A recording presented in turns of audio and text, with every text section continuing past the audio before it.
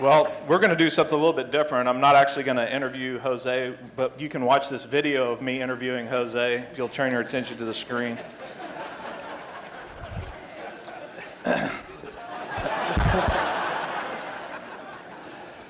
So, Jose, welcome. Thank you for being willing to do this. I know that this, not only this morning, but you've been volunteering out at SpringSpirit. You've done several events out there, so really appreciated.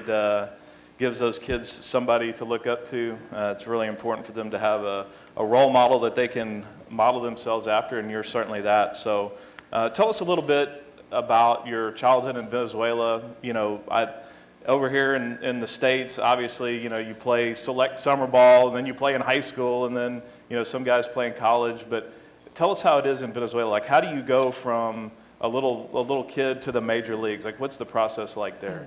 Well, first of all, thank you for having me here. And childhood back in Venezuela was fun. You know, I grew up in a very poor family as well as most of the people there. But I had a lot of fun playing baseball. My dad, he was a big baseball fan. So actually, the day I was born, he told me he was in a baseball game. So they call him and they say, hey, you having your first son, and then he got to go to the... He was like, wait for my at-bat to be over with, and then right. No, he wasn't playing. He was just watching the game. Oh, I got you. Even worse. Well, then wait for this game to be over with, and I'll go to the hospital. And I think that's the reason why I love baseball, and that's my passion. But, you know, growing up, I played baseball. Then when I was around 14, 15 years old, I realized that I really wanted to do it, you know, and my dad and my mother were okay, go ahead, but if you really want to play, you have to be the best, and not better than other people, better than you every single day. So that means a lot to me, and then I you know, went after. I got my first tryout with the Astros when I was 16. It was the only team that wanted to try me out, but they cut me the very first day. Yeah, that must have been the 100-loss Astros that. Yeah. And then, you know, I came back the next day because my dad told me to come back, and I didn't know why. Why do you want me to come back? They used tell us to go home the very first day. Did you like come back with another name? Like, because we had a pitcher, we had a pitcher from Venezuela that was actually somebody else and was 2 years older. So I came back with another pants and t-shirt. I got you. Just changed outfits, and then they said, "Oh, that guy looks pretty good." Yeah. Okay. So at that time, so there's like no high school or anything like that, or it's just academies. It's a lot of different than here. Right. You play high school, then you can get drafted. Right. As a high school, and then go to college. And back then, you just play your own, and you just go to high school for student, and then you have to find a way to play baseball in your own beside, you know, separate to high school. That's what it makes it even harder for us to find a tryout, because you have to find it on your own. And, you know, every time my dad, and I remember this, my dad telling the scouts, hey, I have a guy that I want you to look up. And their answer was like, I hope that it's not the guy next to you, because I was like really sure. And I was like, yeah, he is, but he's good. Right. And then so they, you know, they cut me off even before trying me out. They didn't even watch you swing, huh? No, never. So when you finally did get signed by the Astros and you enter in the minor leagues, and I mean, I know that the minor leagues, that stinks. That's a bad way to try to make a living, is playing minor league baseball. Tell us about kind of your journey through the Astros system, and, you know, when you got to, you know, how you got that call up and all that. So for some reason, I knew that what I needed was an opportunity for just a big league team, and I have so much confidence on myself, and thanks God for the family that He gave me, because they encourage me and they support me every single day, and that creates some kind of like I said, confidence on myself. So I knew that as soon as I get to the minor leagues, I was going to be able to keep moving forward, and My first year in minor league, I played in Greenville, Tennessee, with the Astros, and I thought I have a good season. But the very next year, they sent me back there, so that was kind of like one of the hardest things for me to improve, to get rid of, because all my teams, they keep moving forward while I was staying in the same league. And you might know how hard and how difficult it is they basically telling you, okay, you just lost a year, you got to go back there. And I called my dad and I said, hey, I can't handle this anymore.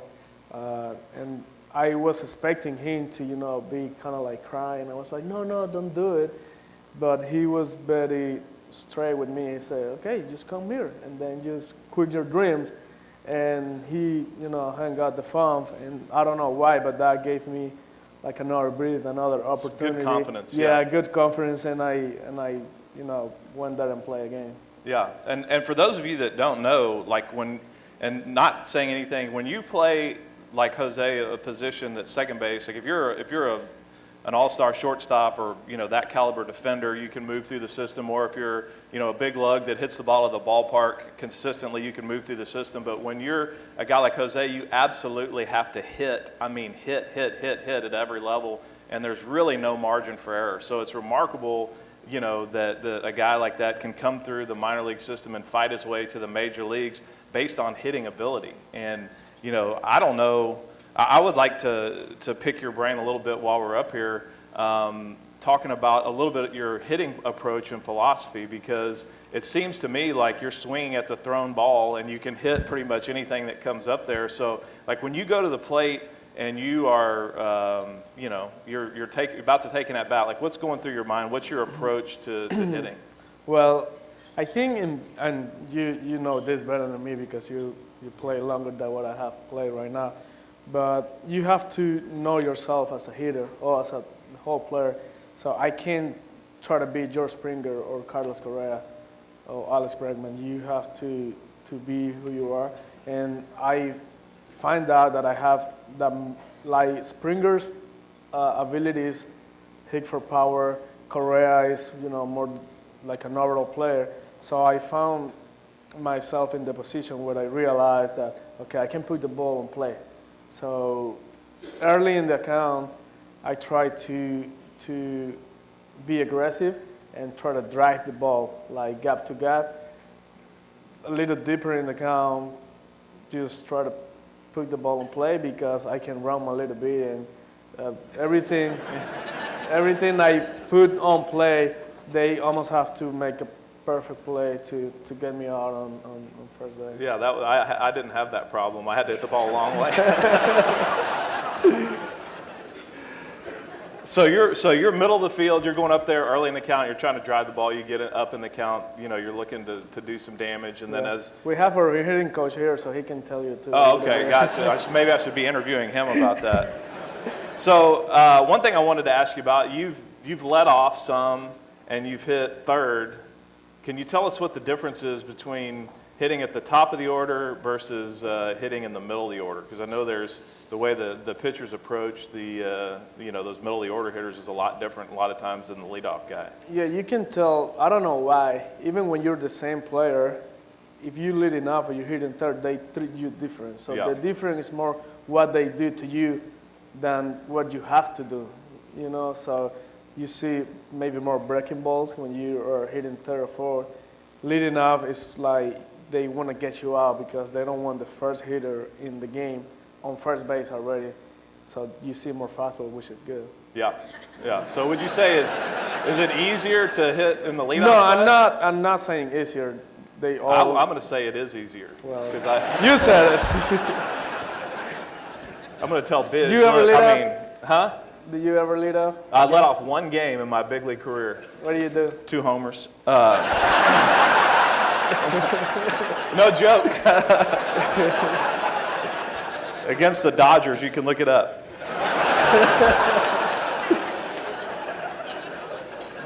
So let's pause 30 seconds for an advertisement here. You've had a long-standing relationship with Citgo, and Citgo has been an incredible supporter of SpringSpirit and, in fact, is the presenting sponsor of this year's Breakfast for Champions. Tell us a little bit about your relationship with Citgo and why you teamed with them to help our kids at SpringSpirit, So yeah, it started a while ago when they have the big single sign on the field. right? And I had one of these good years, and then through the team, I met them.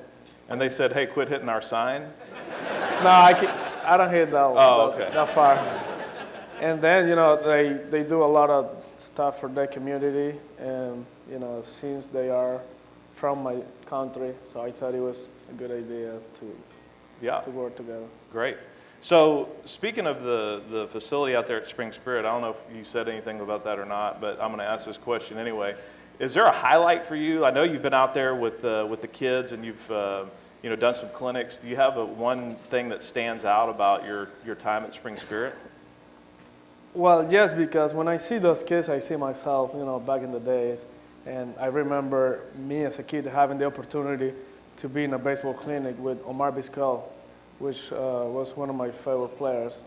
And I remember I was really happy, and I was listening to see what kind I learned from him. So every time I go there, I try to, put a lot of effort on teaching them, little details, and maybe more than baseball too, if I can help them to be good, not only on the field, but off the field, which is, maybe more important to be better on the field. So I'm going to feel like I made my job. If I only can help one kid every day I go there, I feel like I make my dream, and that's how you need to live the life. Try to help people like everybody here. I'm pretty sure they help. This case way more than me. So. Well, how has your faith played a role in that? Your faith in God, how has that helped you in your career, and how does that motivate you to want to help other people? Well, so I grew up in a family that really believed in God, and my wife, which is at home, she is really Christian, and she has taught me that you can do anything without God. And I, believe it or not, I feel how God has led me through good and bad, and have, every time I go this way, He get me back in this one. Mm-hmm. And if I'm, that's a daily basis. And I have made some big mistakes in my life, but the beautiful thing about it is that He gave me another opportunity to come back. And I'm pretty sure I'm gonna keep making mistakes, because it's really hard not to. But I really want another opportunity to get in the way. Yeah, the God of second chances, that's great. So talk a little bit about this year's team. I know, some guys sort of have gone different direction. Like I think Keichel's not coming back. I don't know if Marwin's coming back. Well, we don't know yet. Well, I'm just saying, like there's the potential that the team could look a little different this year than it has the last couple of years. So talk a little bit about what you see from this year's team, and what you're excited about for this coming year. Well, it's easy to say this because I play with the Astros, but when I get to play and I was around these guys like Berkman, Springer, Correa, Reddick, we have the best team in the league. No any other team has so many good players in one team like us. There is a couple good players like Mike Trout, Machado, but they're the only one in their team. So if we see, if you see around the Houston Astros, we got Berkman, Springer, Verlander, Cole, so the whole 25 are really good. And I hope Dallas and Marwin come back, but if not, we're still going to be a good team. Okay.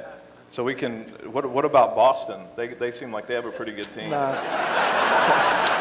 I don't like them. I don't know why. I don't know why either. I hate the Red Sox.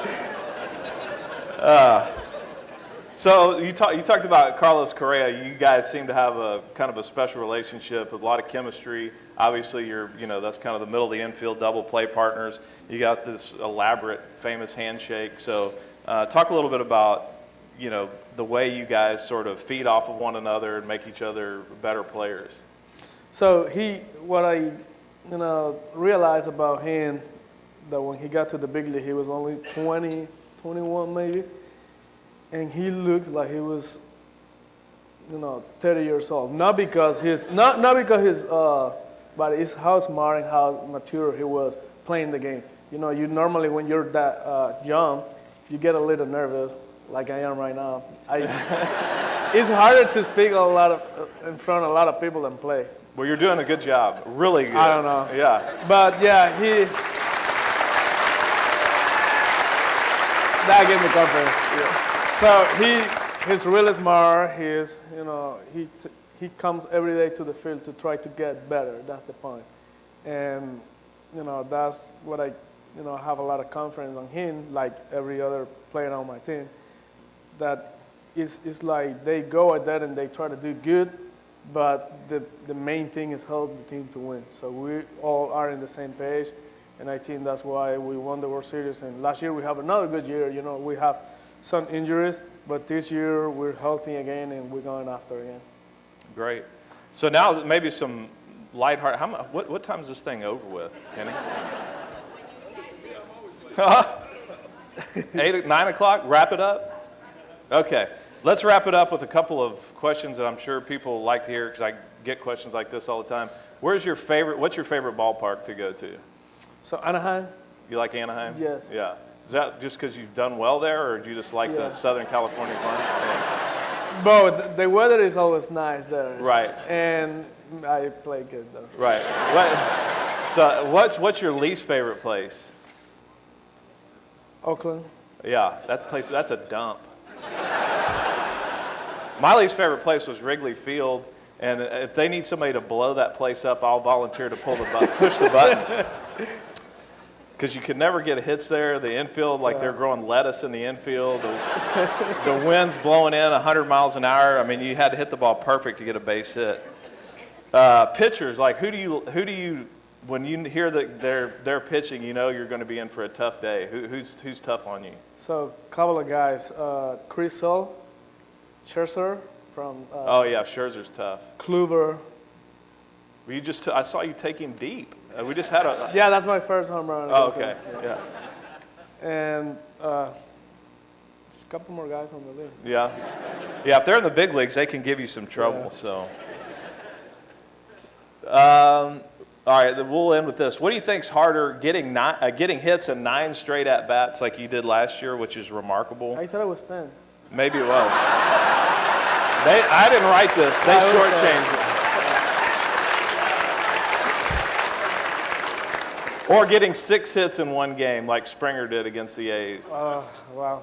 Probably 6 hits in No one game. chance. 10 straight hits. I mean, that's like 4 for 4, 4 for 4, 2 for 2. Yeah. Jose Altuve, ladies and gentlemen.